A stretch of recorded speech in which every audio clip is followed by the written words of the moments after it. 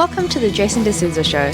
Join us as we explore the evolving urban landscape, uncovering the trends, stories, and innovations shaping our cities. Thanks for watching and enjoy today's episode.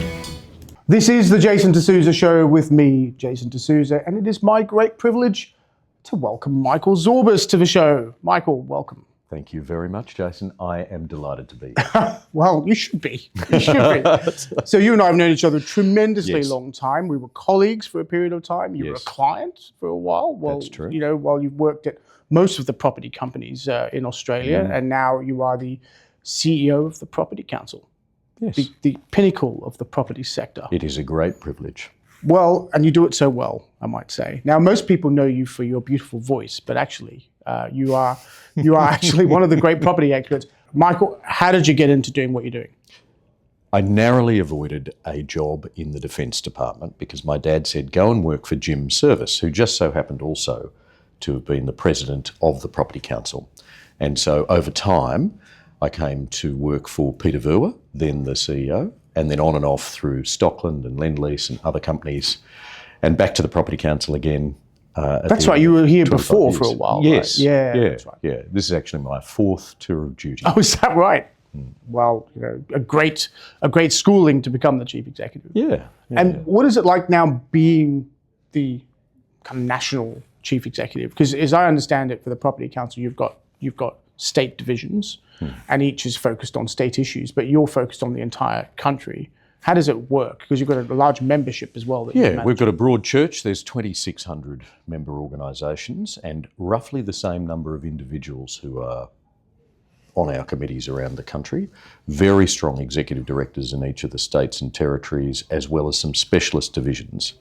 And increasingly, as differentiation in our market has become more profound, the need to have advocacy that is specific to different asset classes has been elevated. So we have a retirement living council, we have a purpose-built student accommodation vehicle, there's also a retail property arm, and all of these things have their own very sophisticated legislative requirements, and so we need dedicated resources on those in addition to general state and territory issues. And is your advocacy largely focused at policymakers, or is it focused across policymakers and industry, or what is advocacy?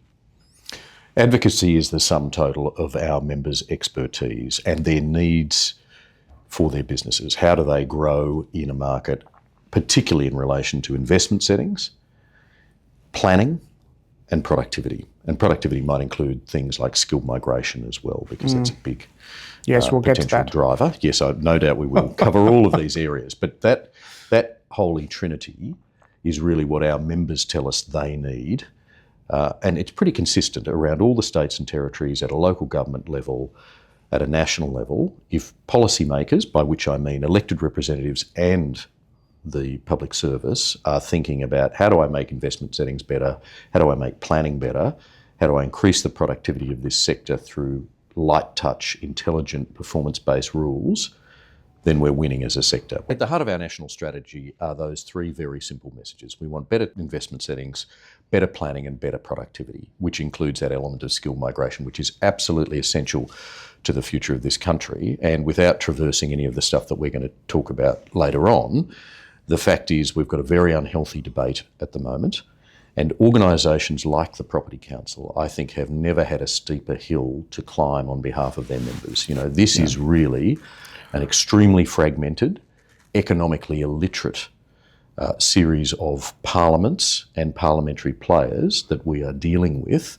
who genuinely don't understand how cities are financed, how they are built and developed, and how they are maintained, unless they're actually plonked into those roles which have direct control over those things, like planning ministers, treasurers, premiers to some degree, infrastructure ministers. And it is such an area of, I think, deficit in our public discourse, that failure to understand that these engines of prosperity really do drive the vast bulk of our historically high living standards, that we really do need to push even harder up that hill to get the message across. So I agree, and I think that's actually a good place to start, because I I know you've talked a little bit about migration, and I think you had an article recently that said mass migration pickles our national debate, which is sort of on the theme that you're on now. What is it about this migration debate that we're not understanding? So if you look at the UK, this is a debate. If you look at Canada, this is debate. You look at the United States, an obvious debate, particularly around illegal migration. I would say our debate is somewhat different. We don't have an illegal migration problem. We have a debate about legal migration and about the numbers of people that are coming in and the types of people that are coming in to meet ostensibly skills gaps that are still, after decades of a migration policy, not being met. So what is it about this illiteracy, I suppose, that is causing it, and what should we be doing better in terms of the migration discussion? Migration is obviously a flashpoint and always has been in politics. And, whether it's Trump or Farage or whoever, you're going to see that impulse, I think, over the next 20 or 30 years at a heightened level in a way that it wasn't so much necessarily for Australia. What is it about this migration debate in this country that that we are not understanding in terms of, particularly in our skills gap? I think that's, to me, the most interesting part of it. Well, there are a couple of really big drivers here. The ageing demographic is critically important. I think what we don't apprehend is just how much all of our comfortable old ages rely on people coming over to look after us in hospices, in aged care, in retirement villages. We don't apprehend that 59% of GPs are born overseas. It's an extraordinarily heavy reliance in IT that our nation has, and if there's ever been a time to be on top of IT, whether that's commercially for the prosperity of the country or whether that's from a defence point of view and keeping up with our Five Eyes partners, there is a real need to have the best of the best coming into this country. And we don't need to be worried about migration, because ultimately the splits are very, very small numbers, almost negligible, of asylum seekers and refugees. We're really talking about a third of people who are coming here to study, a third of people who are filling those skills gaps that we were just talking about, and a third of people, mothers, fathers, brothers, sisters, who have some sort of family relationship with the country and, are gradually going to be assimilated into our society. Those rough apportionments have been similar over time. For a long period of time. But 75% of those people are aged 18 to 39.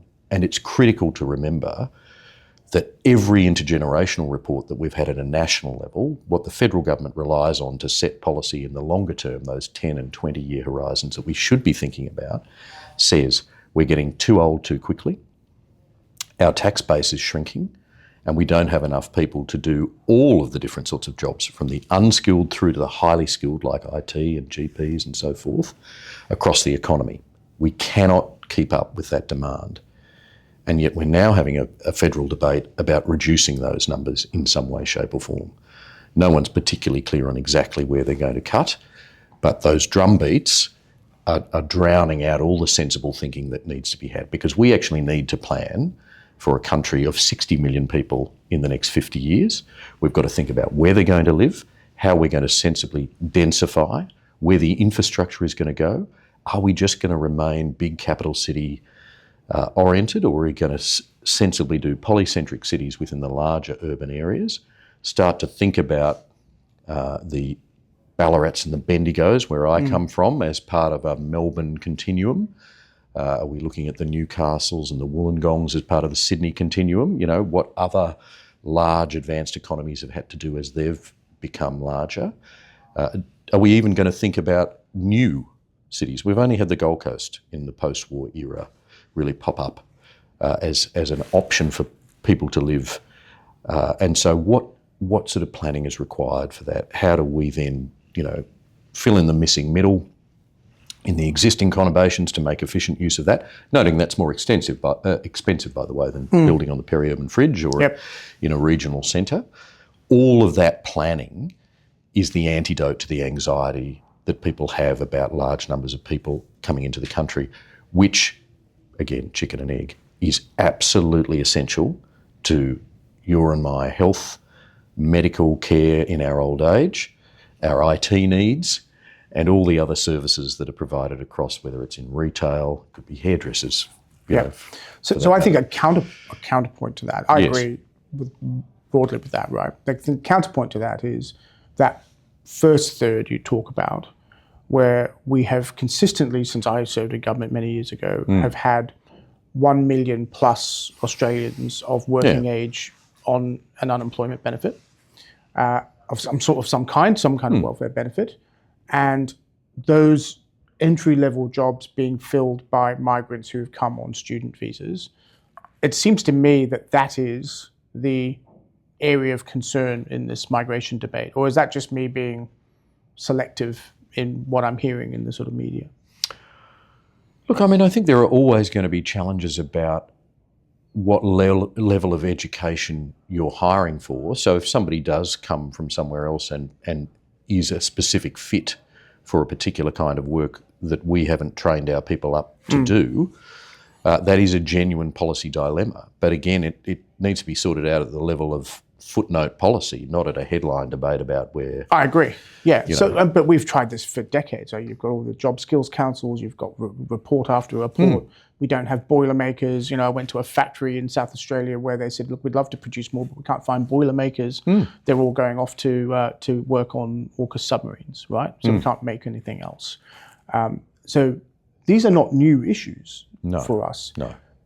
Your comments on planning, I totally agree with, but largely run at a state level as opposed to a Commonwealth level. Yeah. So is it a disaggregation between governments that's causing it's a buck-passing problem of the last 30 or 40 years. So Australia's post-war migration story is one of huge surges. The 60s to the 70s, a 20% increase in our total population. Now, admittedly, at a much smaller total number, Australia was able to deal with that more easily. But that was also a period of time in which, we put sewerage out in the western suburbs of Sydney and did a whole bunch of things that were... Still going on now. Yes, of course. It's not complete, right? No, that's right. You're always going to have to try and find that infrastructure catch-up. There's no doubt about that.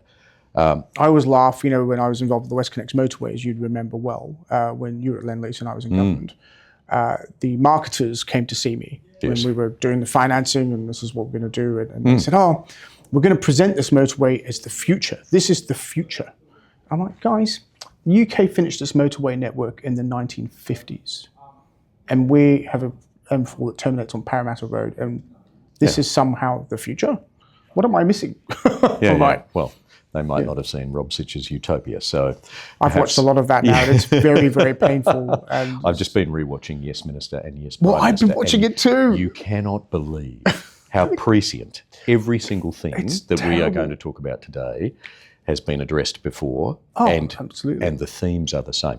So on migration, speaking of the themes being the same, these are reasonable conversations to have in perpetuity. They should never stop, but they should have safeguards and parameters around them. And at the end of the day, to reduce migration substantially is to reduce our quality of life.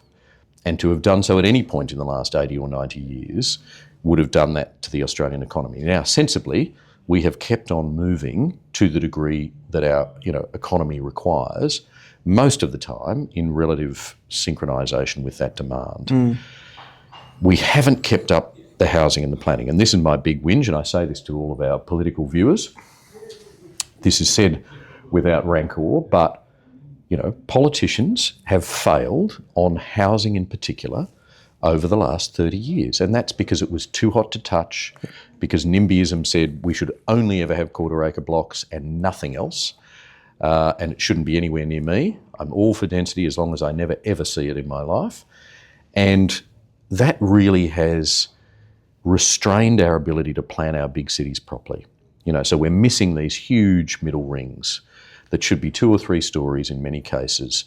We're missing, the opportunity to actually house people appropriately across, regional centres, because we've always said, gosh, we better listen to the people who don't want their suburb to change as a priority. And then, of course, as the younger generations have become more and more disenfranchised, and when I say that, people are starting to rent now in Sydney and Melbourne into their late 30s is the median age in which you will finally be able to afford a house in those 2 big cities.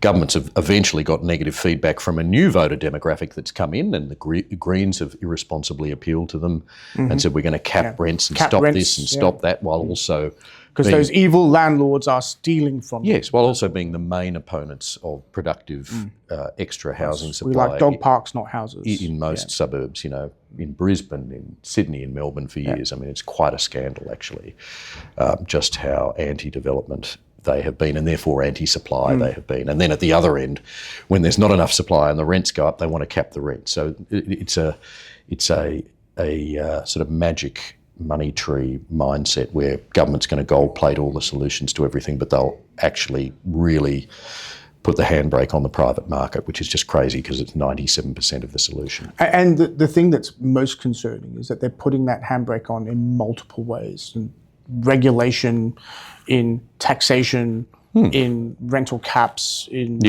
building standards, and you add all of that up. I think one of your reports said that you believe 40 cents in the dollar is basically government taxes and charges. That's a reasonably conservative number. So stamp duties, GST at the federal level, developer charges, infrastructure charges, there's a lot. There's actually there's a lovely diagram of about 60 different government taxes and charges that are all, we'll put it up, sourced. Yes, we can put those in the show notes, but are literally just the Eastern Seaboard collection of various things, and they're all, somewhat different from each other. And look, the thing that worries me about that is you're looking now, so there's this whole debate now about, we're going to build 220,000 houses, and we've got this, more than that actually, it's 1.2 million houses over 5 years. It's clear that target's not going to be met. You can't do 240,000 houses a year. It's just never been achieved in recent times. Regrettably, one of the challenges for why is because of all of these planning issues and others, but also is the cost. So we have a situation in Western Sydney now where apartments to build them are running at 8,000 to 9,000 a square metre, but they're trading at just over 13,000 to 14,000 a square metre. So a developer can't make money at that level. No. So they don't start. So there are projects that are not starting. A buyer sees the existing stock as being so much cheaper than the built form. Because the replacement cost, the price of apartments is actually still below replacement cost, which is hard to believe when people think that stock is in desirable locations is affordable or too expensive rather. They don't realize it's below replacement cost. So you have all these new projects in new suburbs everywhere that are waiting for buildings to come up. I've been working a lot on Parramatta recently. You would think that Parramatta, where 2 out of 3 new residents in Sydney live in Western Sydney, that the demand profile would be so strong that you would be able to launch, and the infrastructure gone in there after decades of investment is quite strong in terms of, that you would get projects up there. But not easy to make money. No, it isn't. And, that is the big challenge for elected representatives who come at you and say, I care about affordable housing. And the productive question, I think, for them to answer in saying that is, of that 40%, how much is your government responsible for? That is to say, were you to reduce your tax impact, local government or state government or federal government, on the cost of that home, could you not meet your own ambition and make housing more affordable? Why, yes, you could. Not all of that money, that $130 billion that is raised by all those taxes and charges around the country, is of course hypothecated to making that house in that community more accessible, that infrastructure, whatever else, and that goes to the fundamental need for tax reform, which is much, much bigger than just ratcheting up what they've done in the federal budget, for example, and I know we'll get onto that. This is really about the Australian Federation having a structural deficit of, $50 to $100 billion a year, depending on, inputs and outflows, that will persist for the next 10 years unless we seriously have a look at what are the big lick tax changes we might make more permanently, particularly at a national level, which will involve states and territories. And everyone will then say, but that's politically impossible, don't even bother. In which case, you are going to continue to have housing taxed at the point of provision such that we keep people out of the market, because $4 in $10 that they hand to Jason de Sousa, the developer, is actually going to government. Yep. I mean, that is a crazy amount of money. That means you're getting $6 and that $4 is not going into that built form. In many cases, it's not going to the road around it or the sewerage or the whatever. It's going somewhere else in the consolidated revenue. There's also a recognition in the community now that this level of taxation in our country is becoming a problem. And I heard Premier Minns, on some media channel basically saying, the level of personal taxation is too high. You work Monday, Tuesday, Wednesday for the government, and then you get Thursday, Friday for yourself. That's a state premier talking about national taxation levels. Yeah. The Treasurer, of course, then the Commonwealth Treasurer, that's not how marginal tax rates work. That's how people understand it, Treasurer. With great respect, that's how people understand it. No. I mean, I'm very sympathetic to lowering income taxes, but you've got to, we have to be honest with ourselves. We are a country that has enjoyed relative prosperity to others. We have got there, rule of law, great abundance, a whole bunch of really serious economic reform, over a 20-year period starting in the 80s and moving into the, mid-2000s. And we've been coasting ever since. Yeah, I agree with that. We're not having instructive and hard conversations with ourselves as a community. No one is saying, if you take this option, we'll be a banana republic. If you take this option, it'll kill jobs. If you take this option, we'll become unproductive. Nobody is really honestly having that debate in that negative way, saying we can avoid some of these traps going forward, but we have to make hard decisions now. And you look at, for example, belt tightening at the Commonwealth level. It doesn't exist. Well, more needs to happen. Let's be positive and say, 2 more notches in, thanks very much, because 20 years ago, and admittedly, there have been 2 global financial crisis equivalents in the meantime, but we've also had commodity booms in the meantime. Several. 20 years ago, we didn't have any debt, right? 2007, right. The then Treasurer Costello declared, I was there, debt-free day, right? And we are a small trade-exposed economy, no bigger than 2% of the global economy. So we can't turn around to our people in 2 or 3 global financial equivalent crises time and say, I'm so sorry, we blew out, our bank balance in the big times, in the easy times, and we're now unprepared, in 2 or 3 crises time. Michael, we need to belt tighten. Well, I agree. Totally. I mean, you and I, totally agree on this, but I don't believe governments, and I'm not talking about just Australian governments, I'm talking about most developed market economy governments actually care about this issue, debt and deficit. I really don't. I mean, if you look at the UK, you have a situation where their actual welfare bill is more than they raise in taxes, and they're not doing anything about it. You look at the United States, which its budget position has blown out. Yes, its economy is going gangbusters, even though people don't want to talk about that part. But it is their debt position is very high, right? And that's because there hasn't been a reckoning. There hasn't been a reckoning. We haven't seen an advanced economy that looks anything like us, with much higher levels of debt, actually suffer the consequences of those debts being called in, and then the shrinkage that would rapidly happen under those circumstances. So that may not happen, in the next 10 or 20 years, but odds on it's going to happen somewhere, and we're going to get a very, very quick wake-up call about what it means for us. But also, I think countries that have defaulted have kind of continued.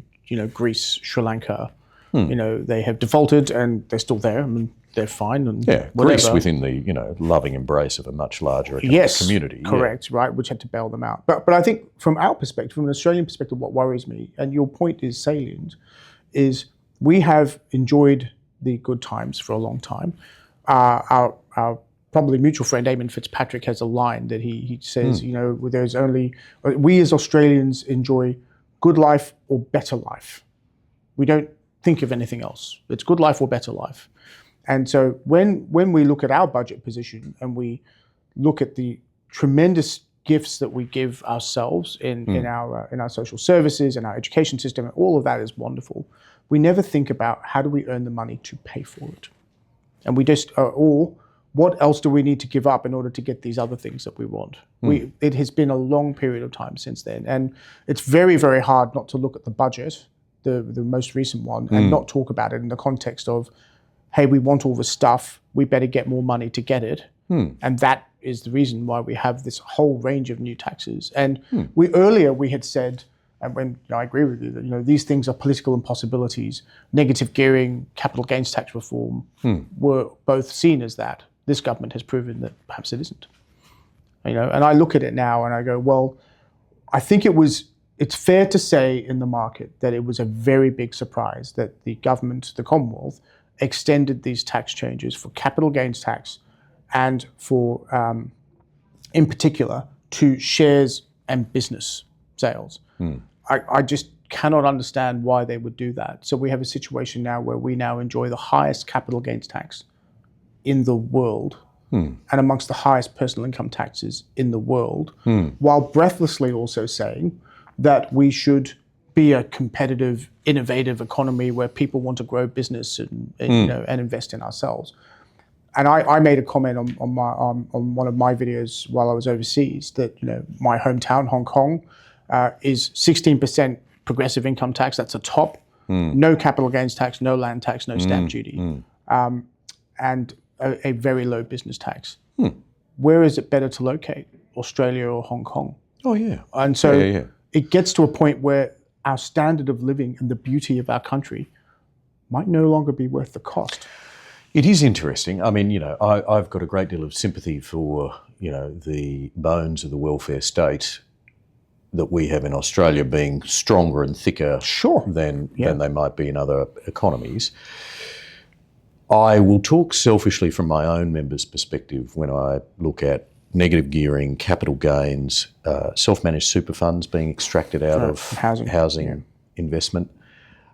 Which was also a surprise, right? Because super has kind of been preferenced up till that. Well, I presume it wasn't included in any of the modelling that was done. It certainly wasn't flagged in the budget.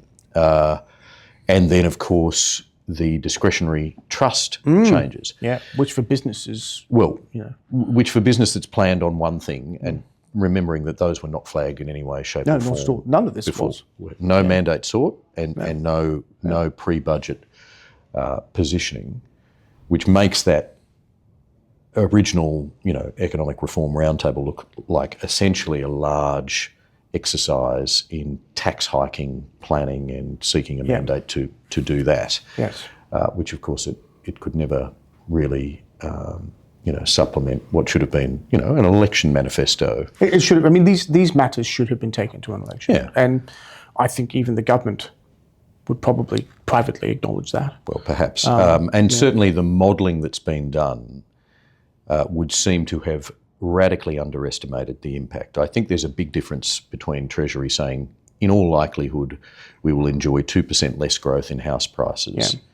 And now the big banks are saying 15 to 20. Now, there'll be a floor under that, of course, because population will inevitably... will catch up and... will drive a rebound in those prices at some point. But in the meantime, what happens to your very laudable 1.2 million home housing target, and well done, in conceptual terms to the Labor government for actually, sticking a target on the table and making the states and territories join in, even though they're pretty cross about not getting more money for it. They've all got their housing targets and so forth. And we've never seen an outbreak of coordinated planning reform and zoning reform like that before.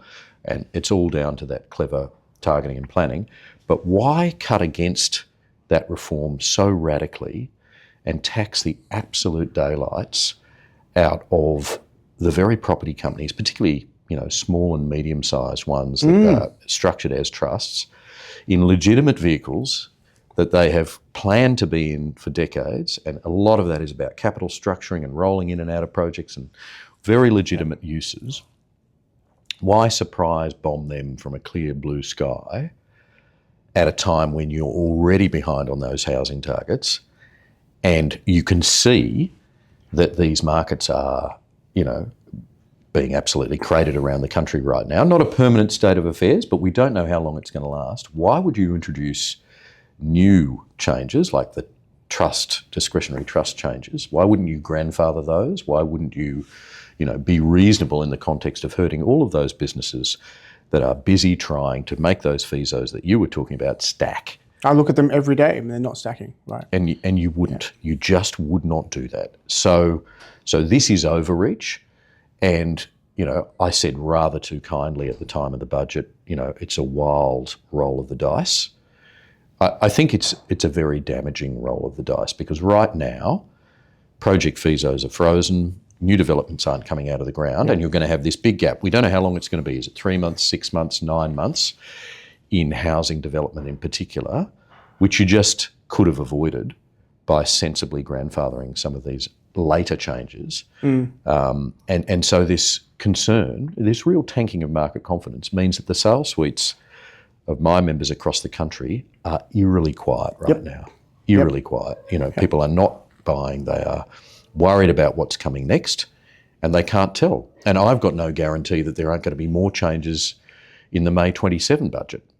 We can't because it seems now that governments will do these things and say, well, they're reform and they're necessary, so therefore we're going to do them. And we're not going to consult. We've got to be very careful in this country not to confuse the word reform with more taxation. Yeah, I agree. That's the thing. And that is what is at the heart of this budget. That's what's happened. Yes. And so every time I hear Matt Common come out and say, I'm waving the white flag of reform for the government, I'm a big fan of what Jim is doing, I worry that he's actually just encouraging more taxation. And who knows, the next round of taxation might fall on the big banks, it might fall on the Commonwealth Bank, it might fall on him personally, and maybe he won't be so much in favour of that. But right now, the incidence of this is falling on, my members in particular, and they are the producers of new housing supply.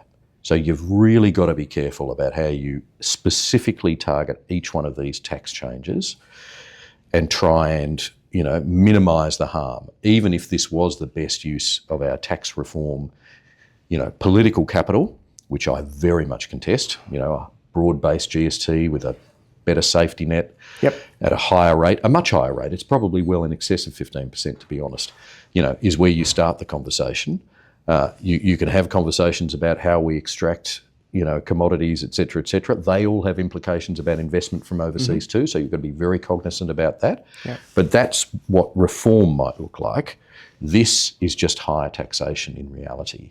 There's a redistributive element to it, which is actually, interesting and worth talking about, but how this particular version of that has come out is going to hurt housing supply.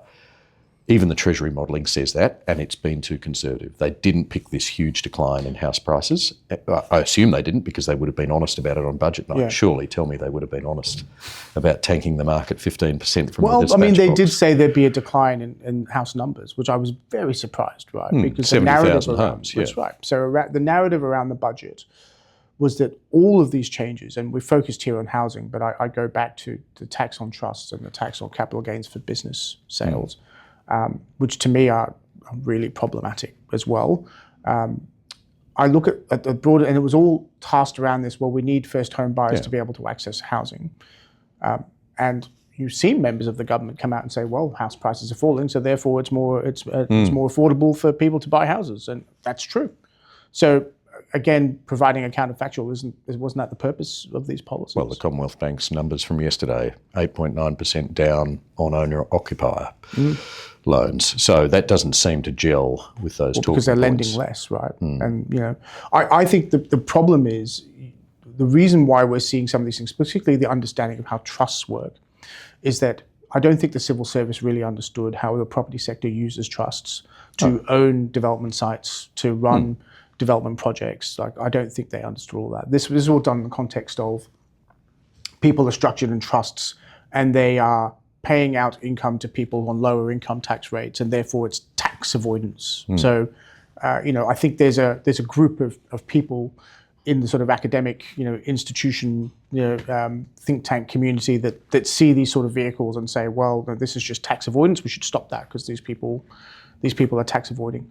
They have not recognized that actually they're legitimate tools for actually managing risk and managing asset protection that accountants have long advised business to use to comply with the same tax codes that they were told to comply with. Yeah, hence the shocking absence of grandfathering from this, and somehow now a confused discussion between, state and federal treasuries about who is going to help business adjust to the transition, because all the stamp duties, this huge lightning bolt of extra tax that's going to hit these businesses, no one wants to own the responsibility for harming, these productive organisations in this direct way. But I notice KIFA is meeting around this time.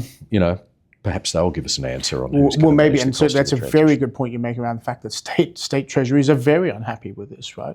So with the fall in trading volumes in the property sector, at least two there's of no them stamp duty. are on warning to potentially be downgraded as a result of stamp duty.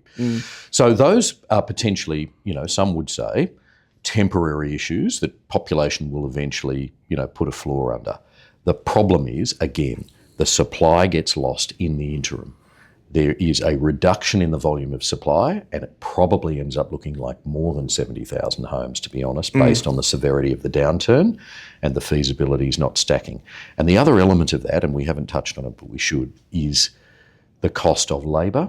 Yes. And there is a real, it is a triple threat, really. The cost of materials, the cost of capital, as we've discussed, and the cost of labour. Now, materials, as we know, have skyrocketed, through the back end of the pandemic and up until now. And sure, the rate of that growth has slowed over the last few years, but they're still escalating. They're higher than they were pre-COVID. Yes, and in excess of inflation in some cases for critical elements of most building structures, whether they be residential or commercial.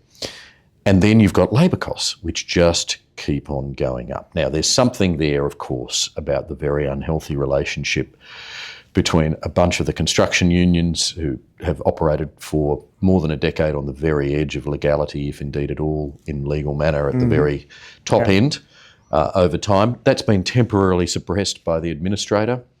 And in Queensland, for example, you are actually getting, closer to 5 days work for 5 days paid for the first time ever. We dropped below in recent memory. 3 days a week at one point. Yes, it was 2.7 something on most of those Queensland sites. People don't believe that. People don't believe that actually Queensland construction sites were running at a productivity level of under 3 days a week.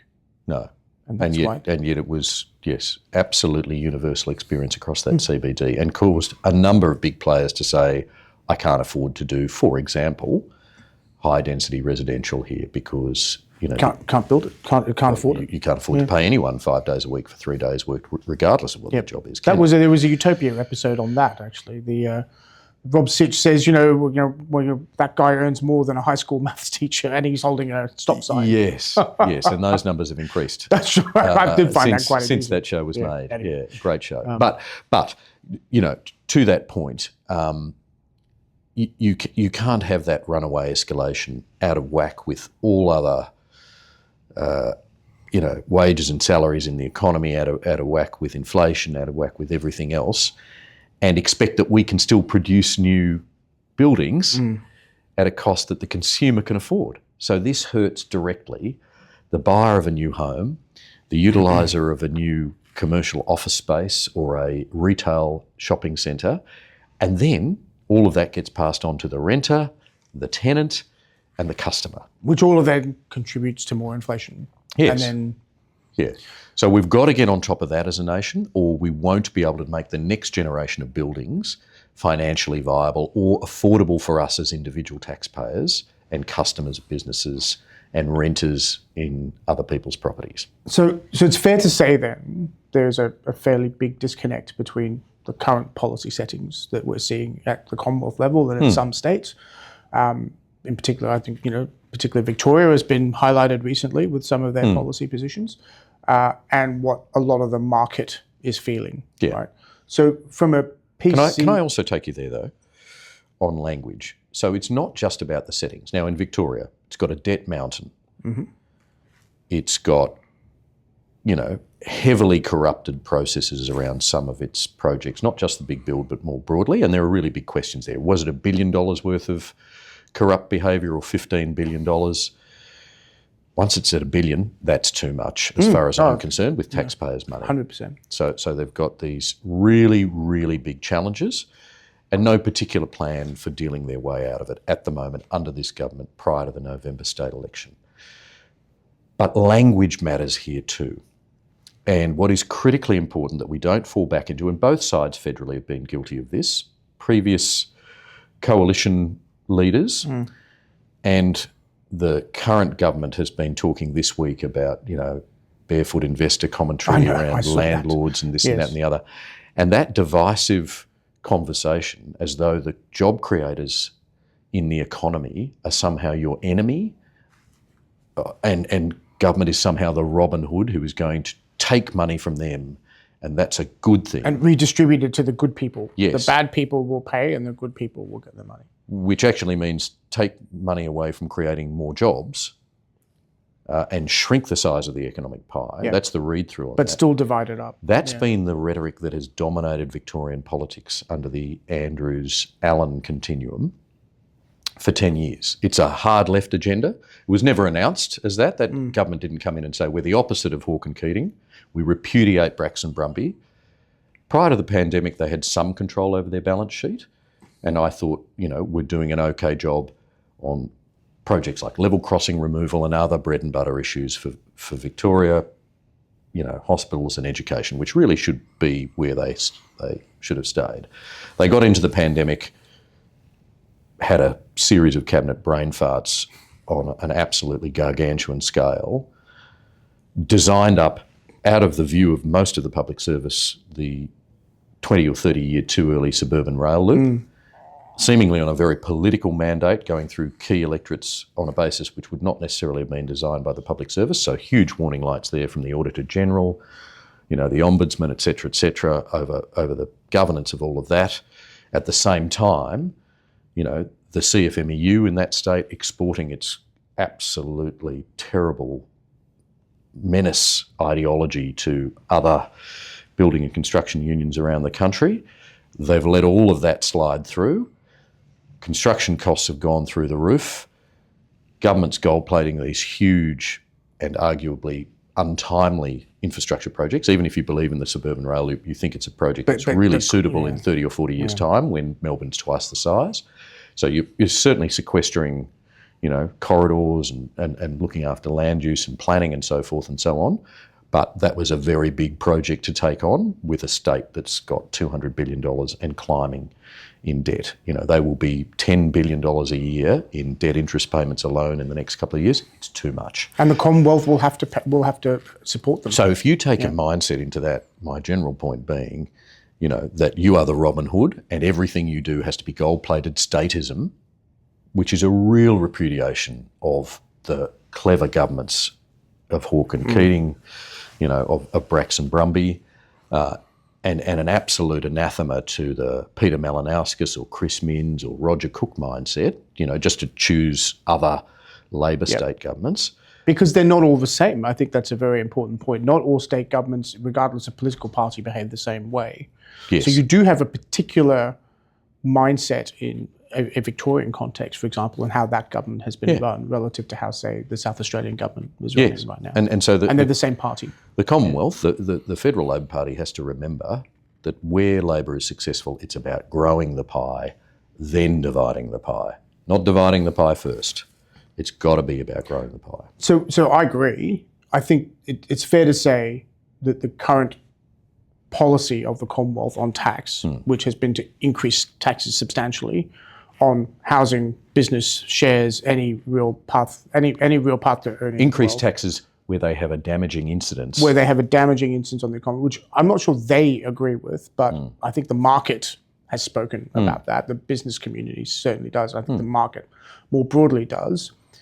From a PC perspective, what do you think is the next step? Because do you think, what are you advocating for in terms of things that should change in order to avoid some of the consequences that have been caused by this? I was going to say unintended consequences because I think they probably are. I don't think they wanted this. I think they have completely misjudged how the market would react to these issues. I think the civil service completely misjudged how the market would react, not just on property, but in business as well.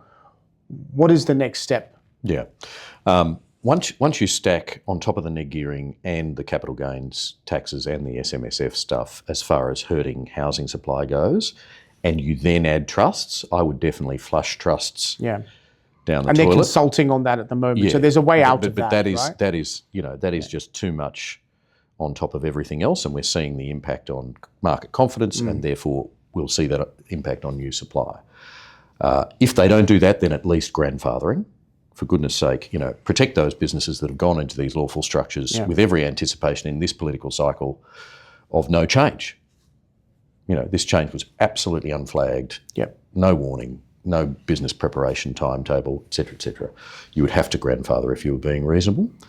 And then I think a policy mindset going into May 27, which is whatever reforms, I don't mean just tax hikes, that you're going to do.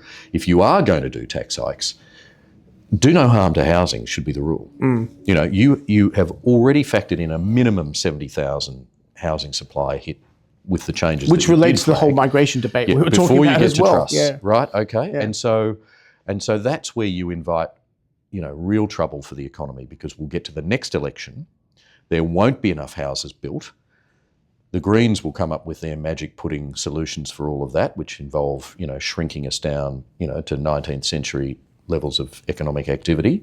And unfortunately, on the right, you're going to have a really strong argument for housing supply leading migration, which will never fix all the problems that the intergenerational reports tell us are the absolute game changers for our economy. If we make the right decisions on the IGR results, on ageing, on skilled migration, we win.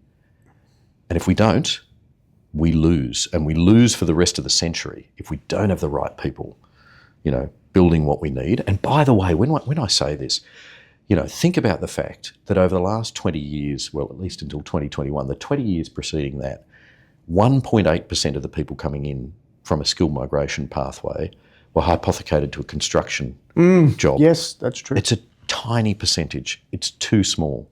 Now, that was, in some ways a problem of governments of both colours. But, I say this to the union movement, I say this to decision makers everywhere. We've just got to get better at bringing people in who can do plastering, tiling, and sparky it's that work. skills matching part that I think we've always struggled with in our migration system. Yes. Right? It's actually matching those skills. We need these skills, these skills, these skills, these skills. Absolutely. And we've got to use more women in the building pipeline as well. That's pretty hard when you've got the toxic CFMEU running work sites. Yeah. You'll find 4 in 100 people, going into construction in a lot of TAFE courses are women. So that's an unacceptably low number. Of course, we want to use that productive part of our workforce.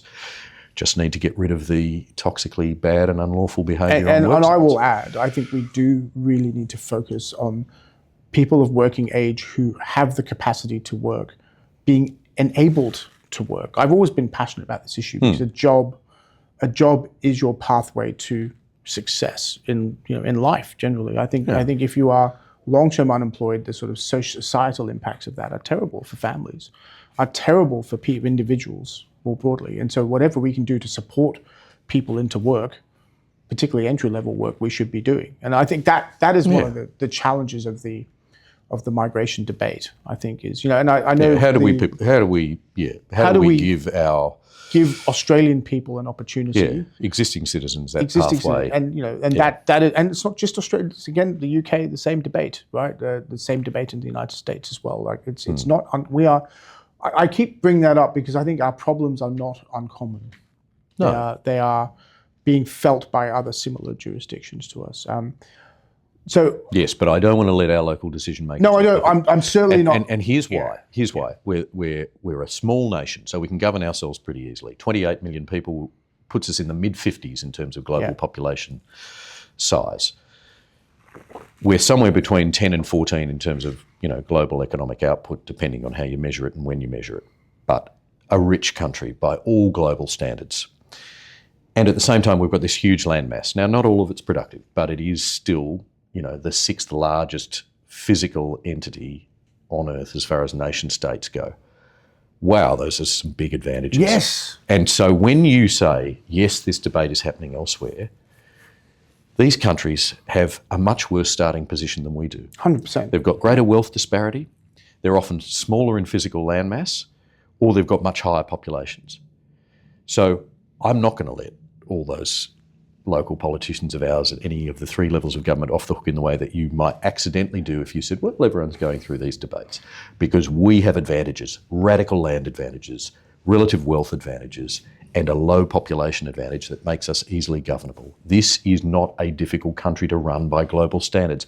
Plus, we're safe, secure, and a long way from anyone who wishes to do us harm.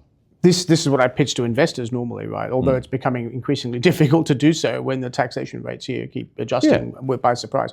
I want to be very clear to our viewers and listeners as well that I endorse completely that message. But so we're running out of time. I do want to quick round the rounds on property as you wish. Quickly, which is let's go to office. Sure. So pandemic obviously very challenging for office.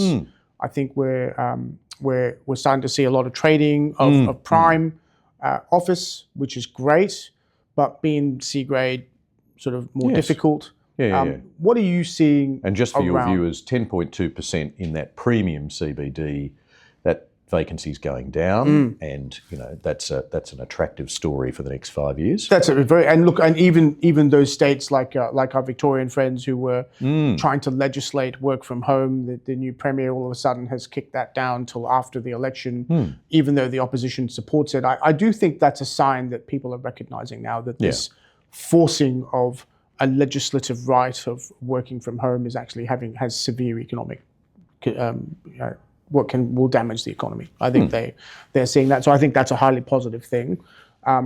What are you seeing in office in terms of the movement of buildings? What are your members seeing in terms of owners of being? Look, I mean, I know, when you're talking to me about that, you're also thinking about what does adaptive reuse look like? Yes, and all right. those. So Brisbane's doing a commercial building into student housing, for example. Yeah, right. Yeah, and I think there's a real opportunity there with old stock, but it's a very specific kind of old stock. So if you think about moving from, say, an office to living sector usage, you still need for the living sector a lot of light, and you need a lot of ventilation, and so some of the big floor plates and more modern buildings are, for ceiling height reasons and light reasons and whatever else, quite hard to repurpose. If you go back pre-1990s, you get a lot of big bone buildings that have some attractive features. So in the Melbourne CBD, we did a bit of work with Hassels a few years ago, and Ethos Urban, as they were then, now Colliers, to look at these pre-1990 buildings with the right bones for adaptive reuse. And we found that about 6.5% of those were particularly suited to adaptive reuse. And that would have been around about 10 or 11,000 new dwellings that are available potentially in the Melbourne CBD, those buildings to be redeveloped and easily, a high amenity residential outcome in those circumstances. So that's the sort of exercise that CBD should be going through and thinking about where you can. And are you finding that cities are having that conversation? To a degree, but again, labour costs, built form costs, very high. Because refurb costs are through the roof, right? Yeah. Really, really expensive. So then, you've got to balance that out on the feasibility. But there is a certain sweet spot, I guess, of these buildings that are very amenable to that change, and others not so by virtue of design and, again, light in particular. And so are building owners worried about not being able to convert buildings if they're finding vacancies in B and C a bit high? Yeah, I think so too. I think there is, and some owners are probably caught there in that asset-rich, cash flow poor scenario where without high levels of tenancy, they don't have the money to roll into CapEx straight away. And of course, there's very few new builds happening, again, because the replacement cost is below the cost of a new building. Yeah. So depends on how dire the situation is there for those owners in that scenario. But you can see a need for government to think about what are the sort of incentives that are required, to tip people into activity in that policy. And then you add that whole embedded carbon discussion into it as well. And which is highly advantageous. I mean, who doesn't want to minimise it? Of course. Carbon usage. Of course. But then empty buildings aren't great either. So there's a debate about that. Yeah. What about data centers? Let's go to data centers. What are your thoughts on that? So the large influx of data center capital, lots of increasing demand. There's a belief that Australia is a good place to locate data centers for all the reasons we talked about, safe, secure, access to Asia, but increasing societal concern about where data centers are located, energy use. I think the Commonwealth Energy Minister said they should only be powered by renewable energy, which is somewhat difficult given power prices. What are your thoughts there? Wonderful opportunity. I think clever leaders like Malinauskas show the way, address people's concerns. Be a lightning rod through that Royal Commission for all the things that people might be concerned about. Formulate policy that's responsive to that while still encouraging the absolute necessity of the 130 billion or 150 billion, of spend that's coming very quickly. And know that the future defence of this country is absolutely inalienably linked to our Five Eyes, to our big data integration, with America in particular, and all of the commercial and other elements of that. We can either be bystanders about the data change that's coming, or we can be involved in supplying some of that. That gives us the defence benefit, which is massive, and the integration, with the American alliance and the Five Eyes alliance, which is radically important. But it also puts us as a job creator in the value chain. Yes. And actually, in its initial phase, concerns about AI were overblown in terms of job impacts, in terms of where and how those jobs might be impacted, and how retrainable the people that are being impacted at the moment are. And the answer turns out to be call centres and other areas where people are able to be reskilled relatively rapidly into other parts of the economy. So it's actually been a comparatively good news story in the scheme of things, next to the Armageddon forecasts. So I'm hugely optimistic that the Malinauskas model, which is listen carefully to the population and reasonably and intelligently respond to their needs and create jobs here off this revolution, is the way to go. And anyone who's deviating from that or making it too hard for this investment to come here is harming our economic prosperity, but is also slowing down our ability to integrate properly in what will be the modern, defence landscape of the 21st century, that cyber capability. I agree totally. And I think we've got so much opportunity for our country to lead in this space if we want it. I'll give you one final thought. Great. Before I let you go. So if you had one message that you want to give to our viewers, to Australia, what would that be? What a wonderful question. I've got so many messages. Don't be afraid of migration. It has been the thing that defines the very best of us and underpins all of our prosperity since the Second World War. Michael, it's been a real honour having you on the show. I hope you'll come back, because I think we only just scratched the surface on what was a wide-ranging discussion. Michael Zorbas, thank you so much. Thank you, Jason.